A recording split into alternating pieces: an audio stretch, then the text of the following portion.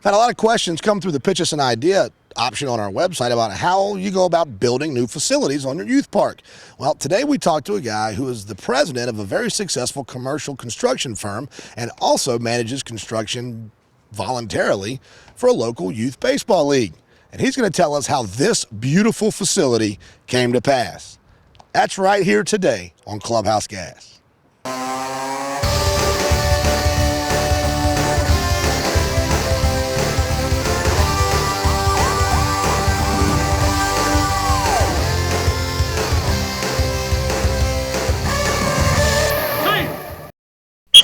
We're fortunate to be joined by Gene Warren. Gene, thanks for joining us, buddy. Casey, thank you, buddy. Now, I understand the impetus for this field, why we had to build it, is a change in affiliation for the league. Can you talk about what the requirements were and what the change was needed? Well, Casey, as you know, we left Little League Baseball and we voted to get out into Cal Ripken. We voted to change into Cal Ripken Baseball in November. And when we did that, the field size had to increase. Little League dimensions are 60-foot bases, a 46-foot pitching distance, and 200-foot outfield fences.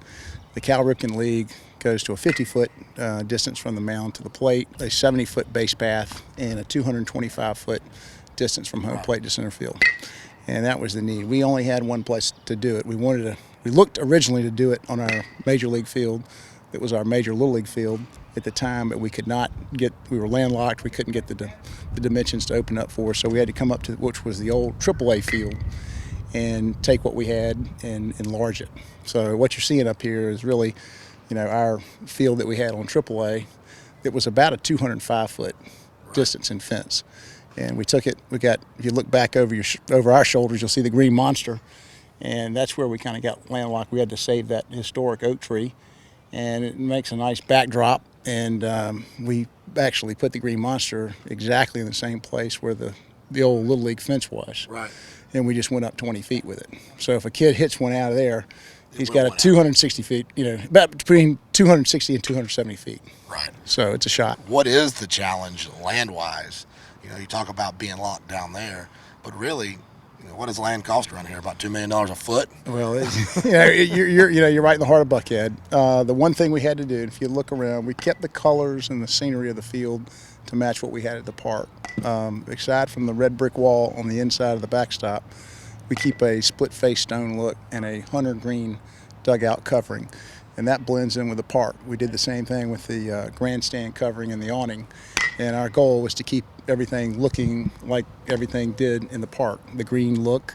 We went outside where we had to stop the fence short, and we built a retaining wall.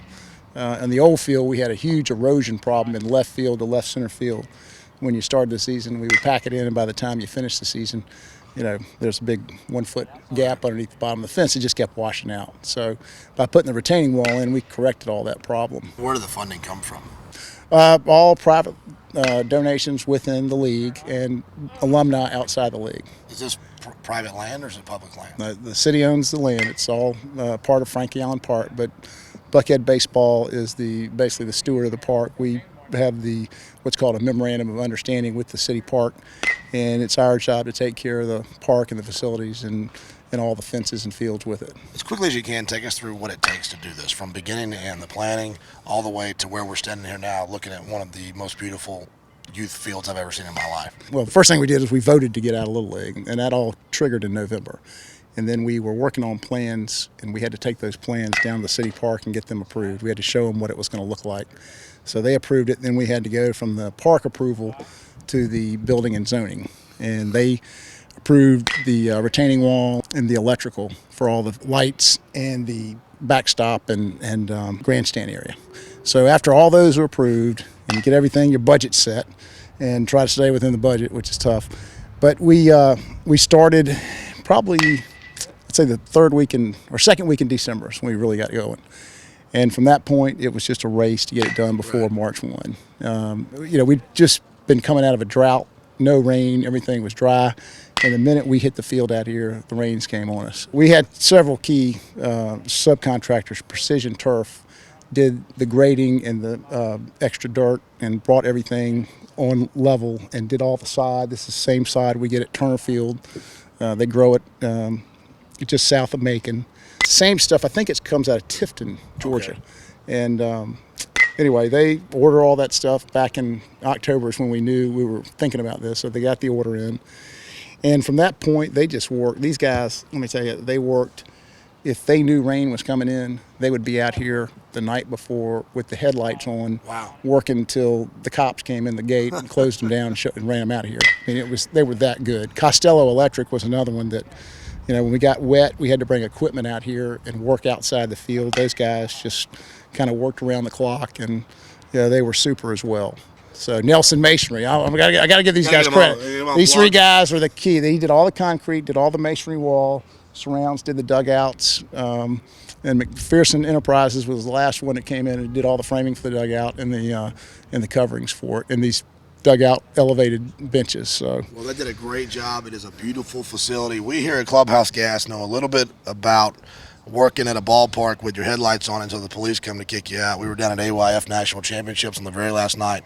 We were there for 9 nights, and they'd been gone for about 5 hours, and we're trying to get everything edited, and we had our headlights on and floodlights going, and finally they said, "You guys have got to go. We got to close the place down." But we got the job done, and you guys did too. It's a fantastic job. Congratulations. Well, appreciate it. Thank you so much for hanging out with us. That's going to do it for us today. We look forward to seeing you right back here next time for another great edition of Clubhouse Gas.